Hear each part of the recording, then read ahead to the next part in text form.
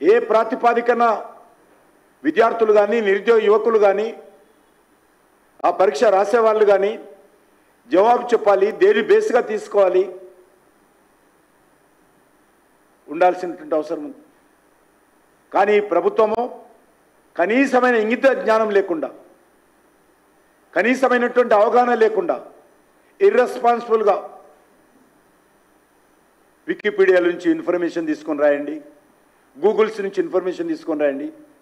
మీరేం చేస్తారని అడుగుతా ఉన్నాను. తెలుగు అకాడమీ ఏం చేస్తారని అడుగుతా ఉన్నాను. తెలుగు అకాడమీ పుస్తకాలు ఎందుకు తీసుకోవద్దని అడుగుతా ఉన్నాను.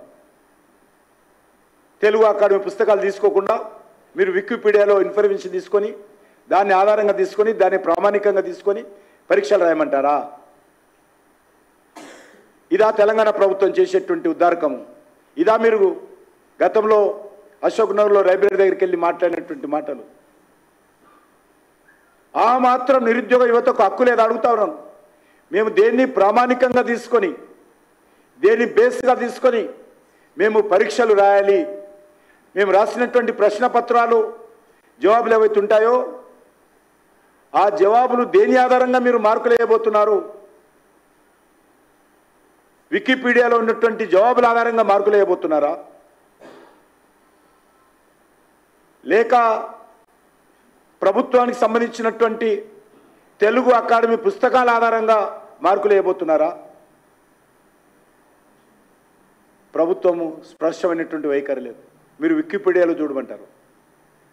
చాలా స్పష్టంగా నిరుద్యోగ యువత చెప్తా ఉన్నది, మేము చదువుకున్నది తెలుగు అకాడమీ పుస్తకాలు, తెలుగు అకాడమీ పుస్తకాలు ప్రామాణికంగా మేము జవాబులు రాస్తాము. కానీ వాళ్ళు చెల్లదంటున్నారు. దీనికి జవాబు చెప్పాల్సినటువంటి బాధ్యత ముఖ్యమంత్రికి లేదని అడుగుతా ఉన్నారు.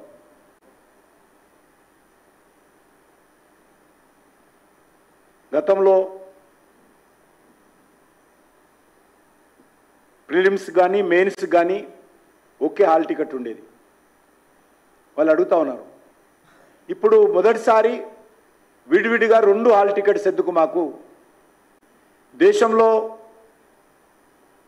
యూపీఎస్సీ కావచ్చు, మన తెలంగాణలో పబ్లిక్ సర్వీస్ కమిషన్ కావచ్చు, అన్నిటి కూడా ఒకే హాల్ టికెట్ ఉండేది.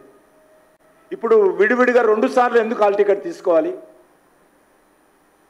దీంట్లో ఉన్నటువంటి తతంగం ఏంటి అని అడుగుతున్నప్పుడు జవాబు చెప్పాల్సినటువంటి బాధ్యత ప్రభుత్వానికి కాదా అడుగుతాను.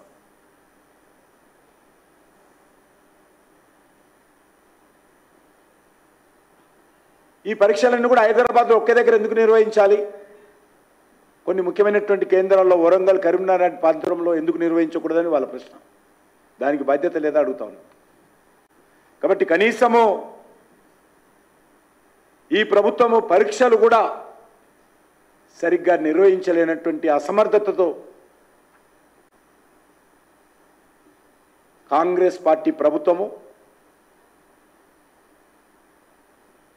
టిఆర్ఎస్ యొక్క ఆలోచన విధానంతోనే ముందుకెళ్తా ఉంది.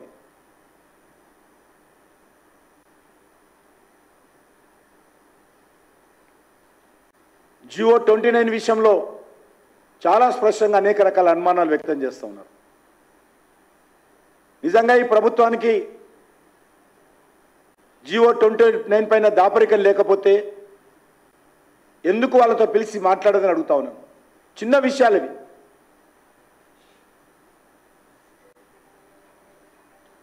కానీ నిరుద్యోగులు రోడ్డెక్కినా, ఆందోళన నిర్వహించినా ఈ ప్రభుత్వము అధికార దురంకారంతో అణిచివేసే ప్రయత్నం చేస్తుంది తప్ప వాళ్ళ ఆలోచనలు అర్థం చేసుకొని పరిష్కరించేటువంటి చర్యలు కాంగ్రెస్ ప్రభుత్వం చేయడం లేదు.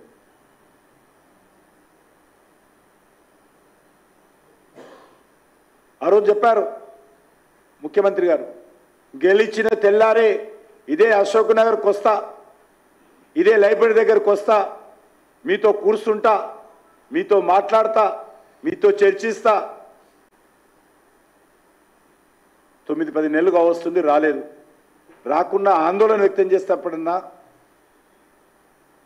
మీరు మీ మంత్రిలో రావాలి కదా, పోలీసులు ఎంబడి పెట్టుకున్న రావాలి కదా. ఇంత జరుగుతున్నా మొండిగా పరీక్షలు నిర్వహించాల్సిన అవసరం ఏంటని అడుగుతా ఉన్నాను. కాబట్టి ప్రభుత్వము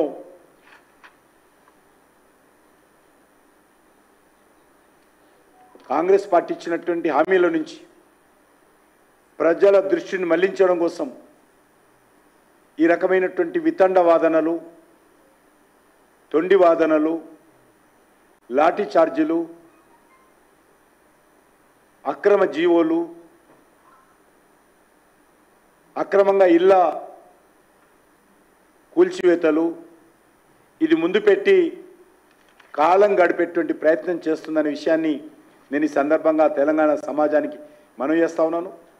ఈ ప్రభుత్వానికి ఇచ్చినటువంటి హామీలు అమలు చేసేటువంటి సత్తా లేదు, అమలు చేసేటువంటి శక్తి లేదు, అమలు చేయడానికి కావలసినటువంటి దిశానిర్దేశం లేదు, అమలు చేయడానికి కావలసినటువంటి ఆర్థిక వనరులు లేవు. అందుకే ఈరోజు ఈ రకంగా కొత్త సమస్యలు సృష్టించి తమ హామీల అమలులో వైఫల్యాల నుంచి ప్రజల దృష్టిని మళ్లించేటువంటి ప్రయత్నం చేస్తుంది కాంగ్రెస్ పార్టీ ప్రభుత్వం అని ఈ సందర్భంగా మనం చేస్తా ఉన్నాం. ధన్యవాదాలు.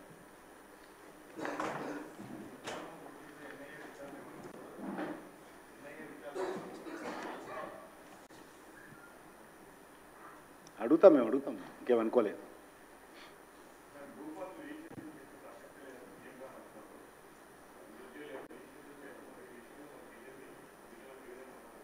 నిన్న పోయినాం కదా, నిన్న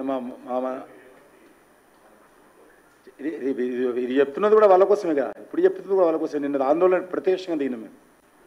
నిన్న ఆందోళనలో ప్రత్యక్షంగా వాళ్ళతో పాటు ఉన్నాం. ఈరోజు కూడా మా యూత్ వింగ్కి సంబంధించినటువంటి వాళ్ళతో కలిసి ఆందోళన చేస్తున్నారు. స్టేట్ ప్రెసిడెంట్ నేను కూడా అఫీషియల్గా చెప్తున్నాను. అదే అందుకోసమే చెప్తున్నా కదా, మొండిగా వ్యవహరిస్తుందనే విషయాన్ని చెప్తా ఉన్నాను. కాంగ్రెస్ ప్రభుత్వం బాగుంటే ఎందుకు చెప్పాల్సి వస్తుంది, ముఖ్యమంత్రి వింటే ఎందుకు చెప్పాల్సి వస్తుంది? నేను వాళ్ళు వినడం లేదు కాబట్టి, మొండిగా వ్యవహరిస్తున్నారు కాబట్టి, నిరుద్యోగులతో చర్చించడానికి సిద్ధంగా లేరు కాబట్టి, వాళ్ళ ఆవేదన అర్థం చేసుకోవడానికి వాళ్ళు ఏమాత్రం వాళ్ళలో ఆరాటం లేదు కాబట్టి ఈ విషయం చెప్తా ఉన్నాను.